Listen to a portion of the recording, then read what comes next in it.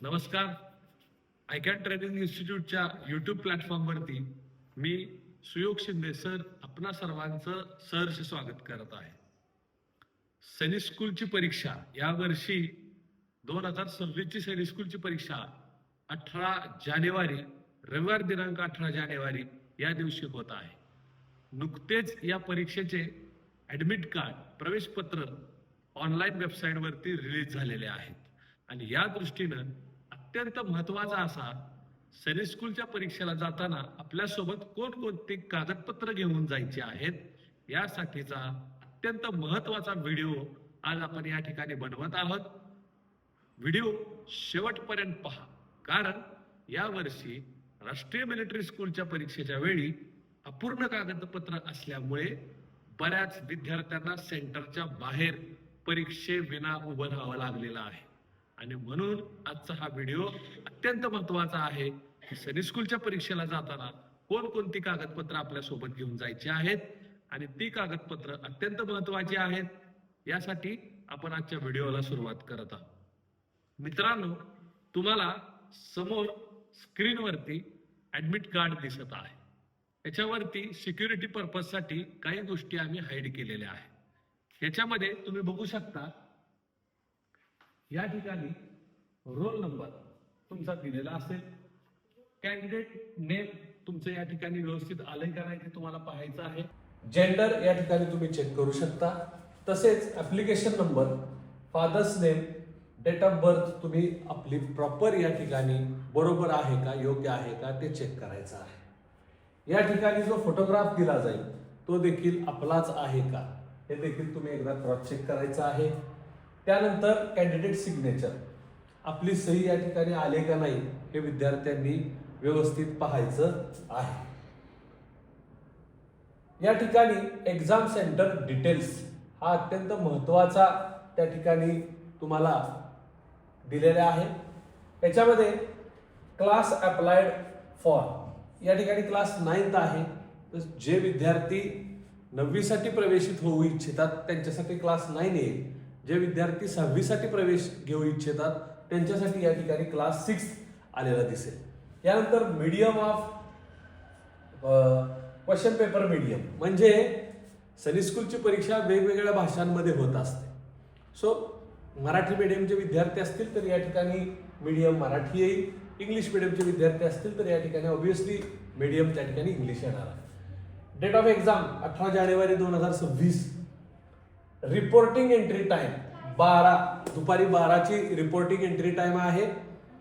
एक लक्षात ठेवायचं आहे, रिपोर्टिंग टाइमच्या कमीत कमी 1 तास आधी सर्व विद्यार्थी पालकांनी सेंटरवरती पोहोचायचं आहे. रिपोर्टिंग टायमिंगच्या 1 तास आधी सेंटरवरती पोहोचणं गरजेचं आहे. Gate closing time 1:30. दीड नंतर 1:30 कोणत्याही विद्यार्थ्याला परीक्षा केंद्रामध्ये प्रवेश दिला जात नाही हे समजून घ्यायचं आहे. मग 12 वाजता आपण आतमध्ये गेल्यानंतर काय करायचं आहे, तर मुलांनी आतमध्ये गेल्यानंतर वॉशरूम कुठं आहेत हे बघून ठेवायचं आहे, पिण्याची पाण्याची सोय कुठं आहे हे बघून ठेवायचं आहे आणि आपला खोली कुठं आहे, म्हणजे आपला ज्या ठिकाणी आपण परीक्षा देणार आहेत तो ब्लॉक कुठं आहे हे बघून ठेवायचा आहे.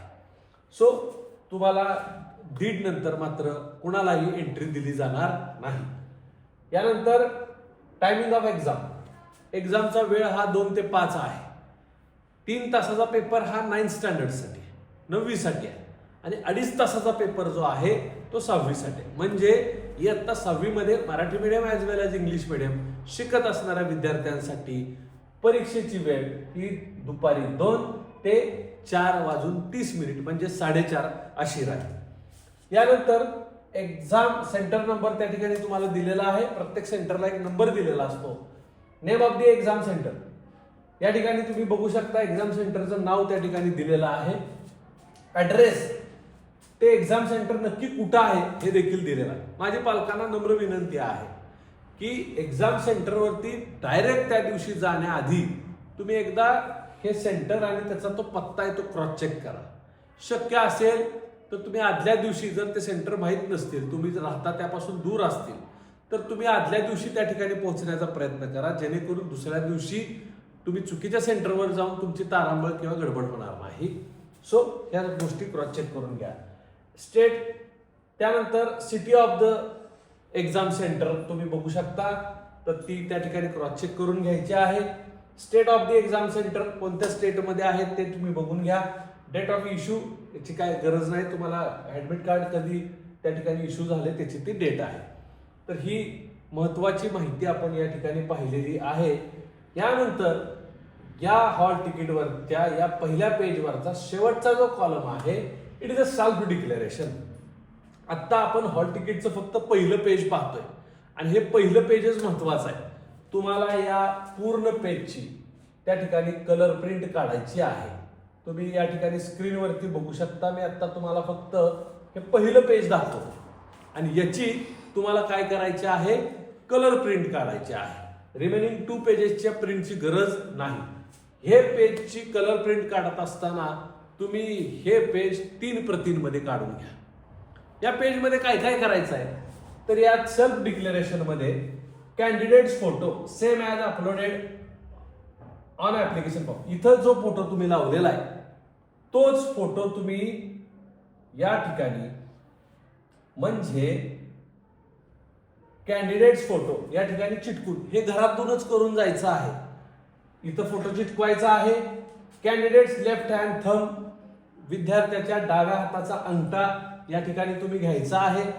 पॅरेंट सिग्नेचर सुद्धा घरीच करायची आहे. 1, 2 आणि 3 या तीनही गोष्टी या कलर झेरॉक्स वरती तुम्हाला करायच्या आहेत आणि ही कलर झेरॉक्स तुमच्याकडे 3 प्रतींमध्ये असणं गरजेची आहे. कॅन्डिडेट सिग्नेचर मात्र तुम्ही काय करणार आहात की तुम्ही सेंटरमध्ये तुमचे जे पर्यवेक्षक असतील त्यांच्या समोर तुम्हाला ही कॅन्डिडेट सिग्नेचर करायचे. ही सिग्नेचर घरातून करून जायचं नाही, हे समजून घ्या. सो घरातून तुम्ही या ठिकाणी फोटो तुमचा चिटकवून घेणार आहे. लेफ्ट हँड थंब विद्यार्थ्याचा या ठिकाणी तुम्ही घेणार आहे. पालकांनी फक्त आपली सही या ठिकाणी करायची आहे. विद्यार्थ्याची सही परीक्षा केंद्रामध्ये आतमध्ये गेल्यानंतर पर्यवेक्षकांच्या समोरच त्या ठिकाणी केली जाईल. अशा पद्धतीचं तुमचं या ठिकाणी सेल्फ डिक्लेरेशन कंप्लीट होतं. हे self declaration with admit card हे तुमच्याकडे 3 प्रतीमध्ये असणं गरजेचं आहे.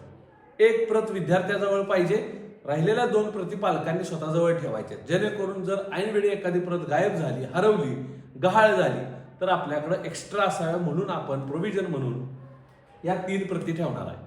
याशिवाय विद्यार्थ्यांकडं सेल्फ आयडेंटिफिकेशनसाठी आधार कार्ड असणं गरजेचं आहे.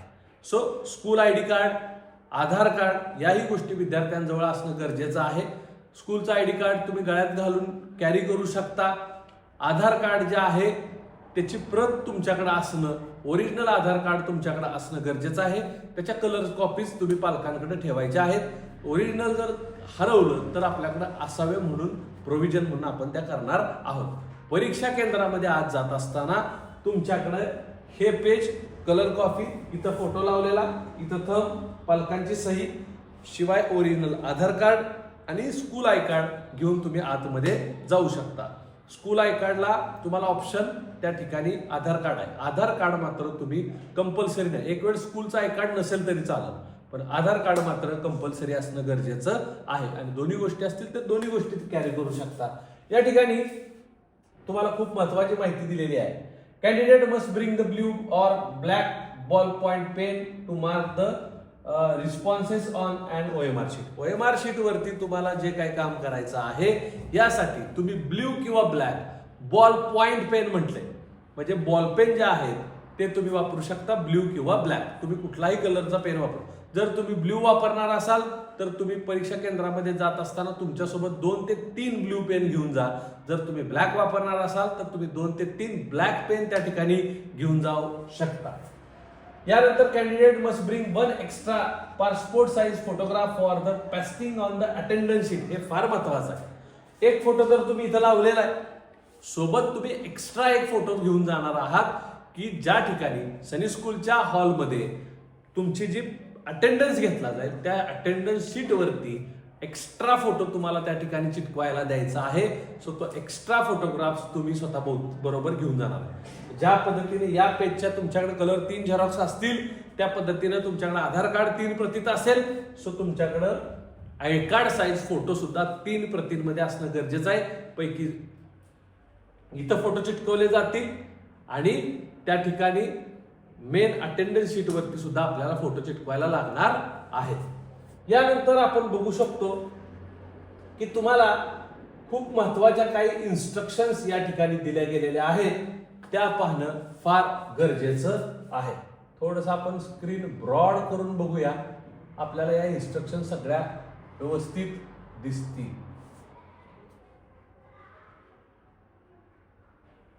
येस, आपण या ठिकाणी वन बाय वन इन्स्ट्रक्शन्स बघू. ह्या अत्यंत महत्वाच्या इन्स्ट्रक्शन्स आहेत. बरेच विद्यार्थी या गोष्टींकडे दुर्लक्ष करतात आणि घाईगडबडीत एक्झामसाठी जातात आणि मग वर्षभर केलेला अभ्यास असतो, ह्याच्यामध्ये काय कमतरता आल्यामुळं आपल्या मानसिकतेवरती परिणाम होतो, त्याचा इम्पॅक्ट पेपरवरती होतो. सो या गोष्टी पालकांनी आणि विद्यार्थ्यांनी जर व्यवस्थित केल्या तर त्यांचा पेपर सुद्धा खूप व्यवस्थित जाणार आहे. पहिलीच इन्स्ट्रक्शन्स त्या ठिकाणी दिलेली आहे. This admit card consist of the 3 pages. One contain the centre details and self declaration. पहिल्या पेजवरती सेंटरच्या डिटेल्स आणि सेल्फ डिक्लेरेशन आपण पेजवरती समजून घेतलं. दुसरं जे पेज आहे, page 2 and 3 content the important instruction for the candidate in English and Hindi respectively. पैकी इंग्लिशचं जे पेज आहे ते आता आपण इथं समोर पाहतोय की ज्याची प्रिंट तुम्हाला सेंटरवरती न्यायची गरज नाही, पण तुमच्या माहितीसाठी तुम्ही ती प्रिंट काढू शकता. So the candidate has to download it, read and understand all the pages. However, only the top sheet म्हणजे मगाशी दाखवलेली containing the personal test details as well as the self declaration, undertaking and the signature of parent candidates is required to be submitted to the invigilator at the center. म्हणजे पहिलं page जे आहे ज्याच्यावरती photo चिटकवणार आहे, ज्याच्यावरती thumb impression घेणार आहे, ज्याच्यावरती पॅरेंट सिग्नेचर करणार आहे, ते पेज महत्वाचं आहे, ते स्वतःभोवती बरोबर घेऊन जायचं आहे. As soon as the admit card is downloaded by the candidates, they have to check the details carefully and bring discrepancies if any to notice the NTA. जर तुमच्या ऍडमिट कार्ड मध्ये काही तुमच्या नावात बदल असेल, जेंडर वगैरे, डेट ऑफ बर्थ वगैरे कशामध्ये बदल असेल, तर तुम्ही NTA ला त्या ठिकाणी मेल करून तुम्ही त्या दुरुस्ती करू शकता किंवा त्यांना कळवू शकता, किंवा त्यांनी त्यांना हेल्पलाईन डेस्क दिलेला आहे, यावरती कॉल करून सकाळी 10 ते संध्याकाळी सायंकाळी 5 या वेळेत कॉल करून तुम्ही NTA शी संपर्क साधू शकता आणि ती दुरुस्त्या करून घेऊ शकता. Even if an candidate has applied multiple times, she is permitted to be appear for the AISSC 2026 only against one admit card as per the person. म्हणजे काय, या पॉइंट मध्ये असं सांगितलेलं आहे, काही विद्यार्थ्यांनी पालकांनी 1 किंवा 2-3 वेळा जर तुम्ही सैनिक स्कूल साठी ऍप्लिकेशन केलेलं असेल तर तुम्हाला प्रवेश एक्झाम सेंटर मध्ये मिळताना मात्र एकाच ऍडमिट कार्ड वरती आणि एकाच ठिकाणी तुम्हाला त्या ठिकाणी परीक्षा देता येईल, हे समजून घ्यायचं आहे. सो ज्यांनी मल्टिपल टाइम्स ऍप्लिकेशन केलं असेल त्यांच्यासाठी तो पॉइंट महत्वाचा आहे. Fourth one, the admit card is a provisional. Admit card म्हणजे तुमचं सैनिक स्कूलला सिलेक्शन आहे असा त्याचा अर्थ होत नाही. It is a provisional admit card. Subject to satisfy the eligibility conditions are given in the information bulletin. तुम्हाला इन्फॉर्मेशन बुलेटिन मध्ये दिलेल्या इलिजिबिलिटी क्रायटेरिया तुम्ही कंप्लीट करता, यासाठी तुम्हाला प्रोव्हिजनल दिलं गेलेलं ते ऍडमिट कार्ड आहे. The admit card is not a transferable to any other person. तुम्ही तुमचं ऍडमिट कार्ड दुसऱ्या पर्सन कडे ट्रान्सफर करू शकत नाहीत.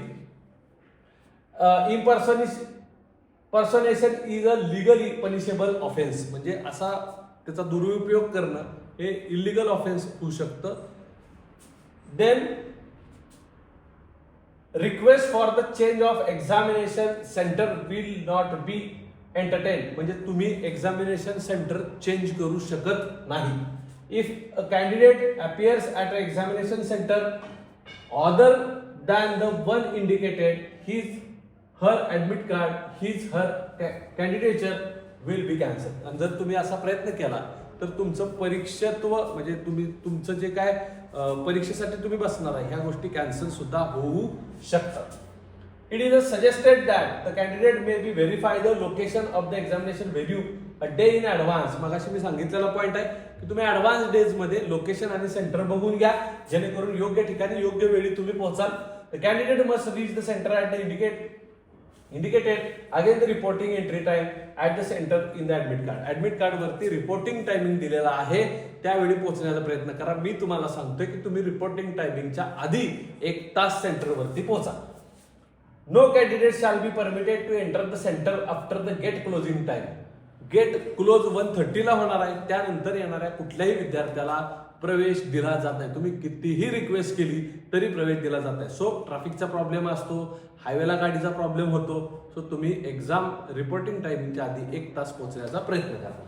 Then no candidate would be allowed to enter the examination centre without admit card. Admit card शिवाय म्हणजे त्याचं जे पहिलं पेज आहे ज्याच्यावरती आपण सेल्फ डिक्लेरेशन वगैरे केलं त्याच्याशिवाय तुम्हाला एक्झाम हॉलमध्ये किंवा सेंटरमध्ये एंट्री मिळणार नाही. हे सगळ्यांनी समजून घ्यायचं आहे. Only the top sheet of containing personal test details as well as the self declaration तो फॉर्म. ओके.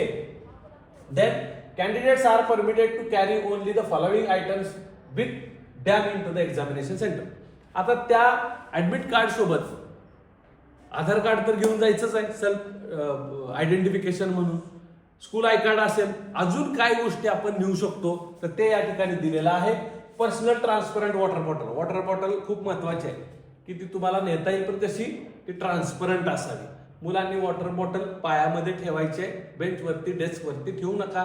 पेपर भिजण्याची आणि खराब होण्याची शक्यता असते. सो वॉटर बॉटल कॅरी करा पण काळजी घेतली पाहिजे.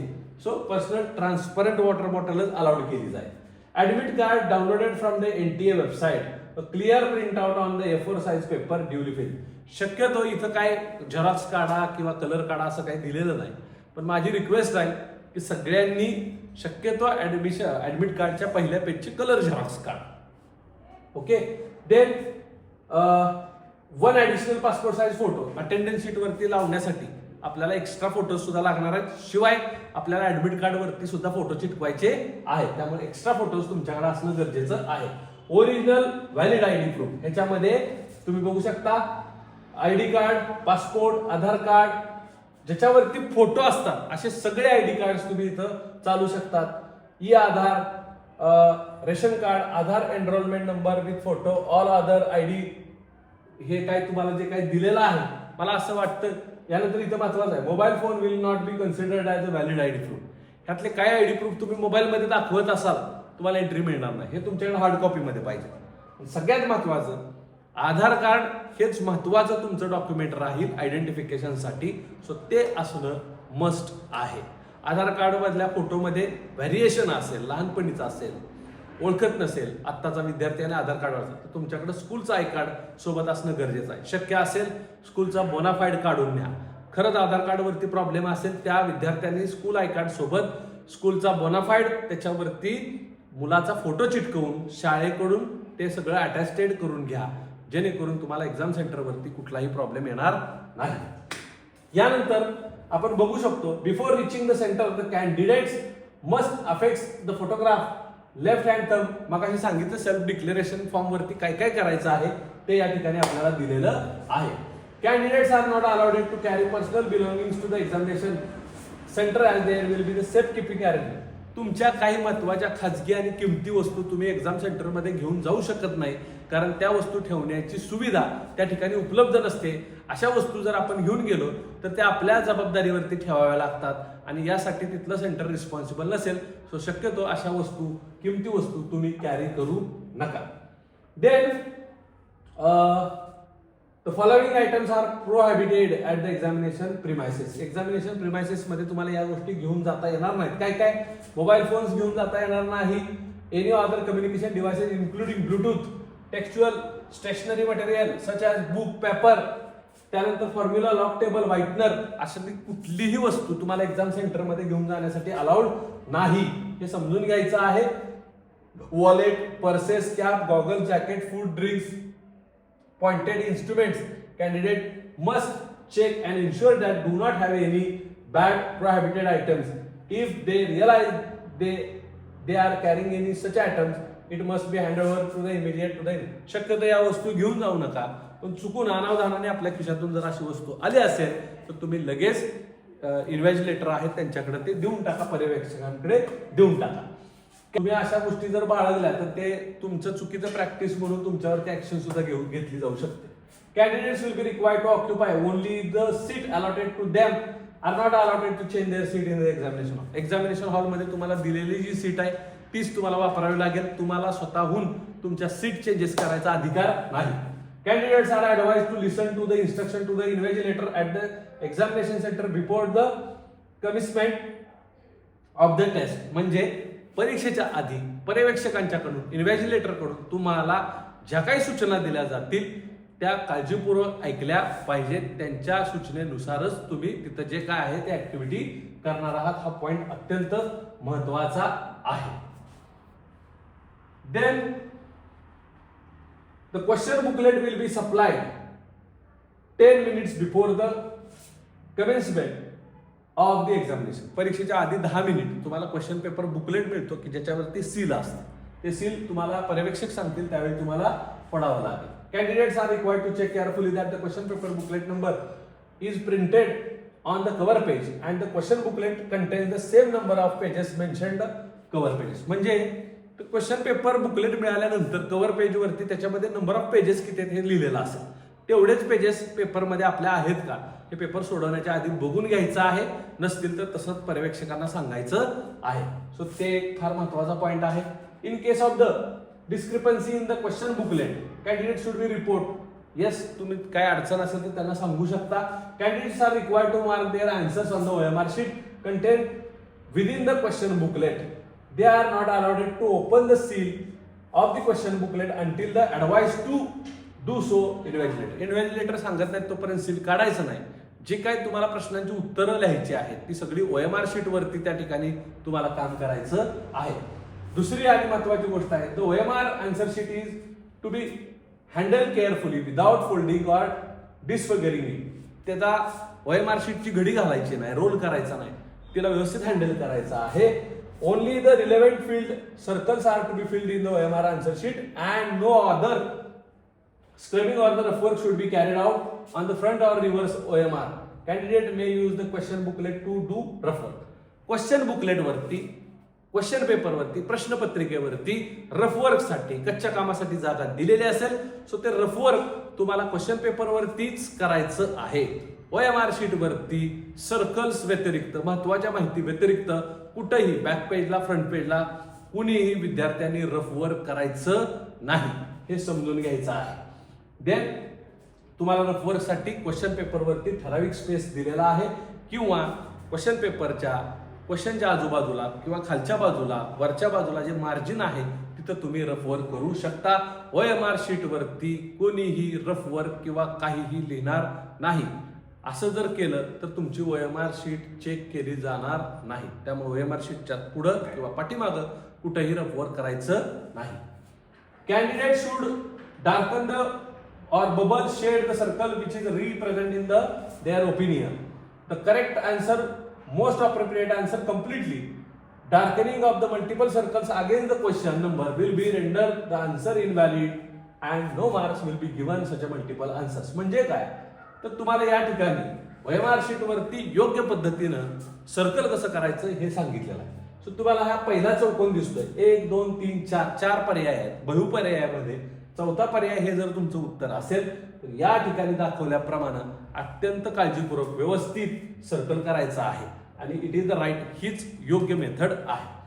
जर तुम्ही एकाच प्रश्नाला 2 गोल केले तर ते तुमचं उत्तर चुकीचं ग्राह्य धरलं जाईल.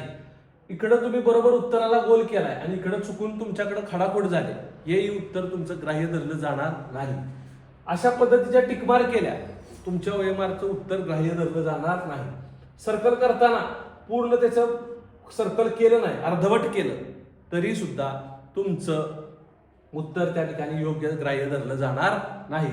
या गोष्टी महत्वाच्या. सो OMR याच पद्धतीनं तुम्हाला सर्कल करावी लागेल. There is a no negative mark for the wrong response. हे समजून घ्या. सनी स्कूलच्या विद्यार्थ्यांनी सगळा पेपर अटेंड करायचा प्रयत्न करा. तुम्हाला या परीक्षेला कोणत्याही प्रकारचं निगेटिव्ह मार्किंग नाही. Candidates for the examination is provisional.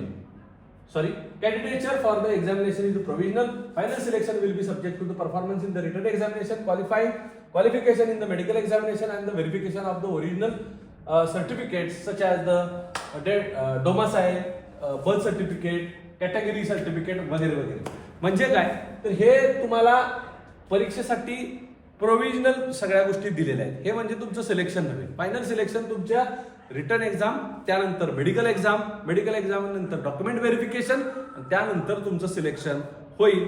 आता ही जी सगळी प्रोसेस आहे it is a provisional process. Then next is no candidate shall be permitted to leave the examination room hall before the end of exam. परीक्षा झाल्याशिवाय कोणत्याही विद्यार्थ्याला परीक्षा केंद्रामधून किंवा हॉलमधून बाहेर येता येत नाही, हे समजून घ्या. On completion of the examination, candidates are required to wait for the instruction of the invigilator and the advice not to get up from their respective seat until the advice. The candidates will be permitted to move out one at a time only. म्हणजे paper तुमचा पूर्ण झाल्यानंतर तुमच्या पर्यवेक्षकांनी तुम्हाला सांगितल्याशिवाय तुम्ही तुमची जागा सोडणार नाही आहात. त्यांनी इन्स्ट्रक्शन दिल्यानंतरच तुम्ही त्या परीक्षा हॉलमधून किंवा केंद्रामधून बाहेर पडणार. आणि हे बाहेर पडत असताना तुम्हाला तुमची OMR शीट काळजीपूर्वक परीक्षा केंद्रावरती त्या पर्यवेक्षकांकडे इन्व्हिजिलेटरकडे जमा करायची आहे. आणि त्यांनी दिलेल्या सूचनेशिवाय तुम्हाला जागा सोडता येणार नाही. No candidate should be adopt any unfair means or the in any unfair examination practice. तुम्ही कुठलीही चुकीची कृती एक्झामिनेशन मध्ये करणार नाही. Candidates are advise to check updates on NTA website. तुम्हाला या ठिकाणी NTA ची वेबसाईट दिलेली आहे. NTA ने जे मेल तुम्ही सतत तुम्हाला जर येत असतील तर चेक करत राहा. त्याच्यावरती तुम्हाला रेग्युलर अपडेट्स काय असतील तर मिळत जातील, काही चेंजेस असतील तर कळत जातील. सो SMS सुद्धा तुम्हाला NTA कडनं येऊ शकतो. Candidates may write NTA at, तुम्हाला NTA चा मेल या ठिकाणी दिलेला आहे, हेल्प डेस्क या ठिकाणी दिलेला आहे. सो मुलाचं त्या ठिकाणी नाव, roll number, examination centre, city, name and year एवढी माहिती टाकून तुम्ही तुमचा जो काही प्रॉब्लेम असेल तो NTA ला कळवू शकता आणि NTA शी संवाद किंवा संपर्क करू शकता. ह्या अत्यंत महत्वाच्या गोष्टी होत्या ज्या की तुम्हाला सैनिक स्कूलच्या परीक्षेला जात असताना काळजीपूर्वक या गोष्टींचं सगळं नियोजन करायचं आहे. मी पुन्हा एकदा सांगतो, आजचा हा व्हिडिओ अत्यंत महत्वाचा आहे. यामध्ये तुम्हाला एक्झामला जात असताना स्वतःबरोबर ऍडमिट कार्डचं पहिलं कलर पेज, त्याच्यावरती फोटो चिटकवलेला असणं गरजेचं आहे. डाव्या हाताचा विद्यार्थ्याचा अंगठा आणि पालकांची सही असणं गरजेचं आहे. सोबत आधार कार्ड, स्कूलचं ID कार्ड, इतक्या गोष्टी महत्वाच्या तुमच्यासोबत. शिवाय transparent water bottle, 3 pen, black 3 असतील किंवा ब्ल्यू 3 पेन असतील, या महत्वाच्या गोष्टी असणं गरजेचं. इथं कुठेही तुम्हाला पॅड अलाउड केलेलं नाही. सो बऱ्याचशा सेंटरवरती पॅड अलाउड केलं जात नाही. जरी तुम्ही नेणार असा ट्रान्सपरंट पॅड घेऊन जा. अलाउड केलं तर वापरू शकता, नाही अलाउड केलं तर तुम्हाला ते बाहेर ठेवावं लागतं. या पद्धतीनं पुन्हा एकदा तुम्हाला सगळ्या गोष्टी सांगितल्या गेलेल्या आहेत. ह्या व्हिडिओ कसा वाटला याबद्दल तुम्ही कमेंट करू शकता. आयकॅन ट्रेनिंग इन्स्टिट्यूटच्या माध्यमातून वेळोवेळी अत्यंत महत्त्वाच्या गोष्टी तुमच्यापर्यंत अशाच पद्धतीनं पोहोचवल्या जातील. विद्यार्थ्यांना येणाऱ्या रविवार दिनांक 18 जानेवारी रोजी होणाऱ्या सैनिक स्कूलच्या परीक्षेसाठी खूप खूप शुभेच्छा. धन्यवाद.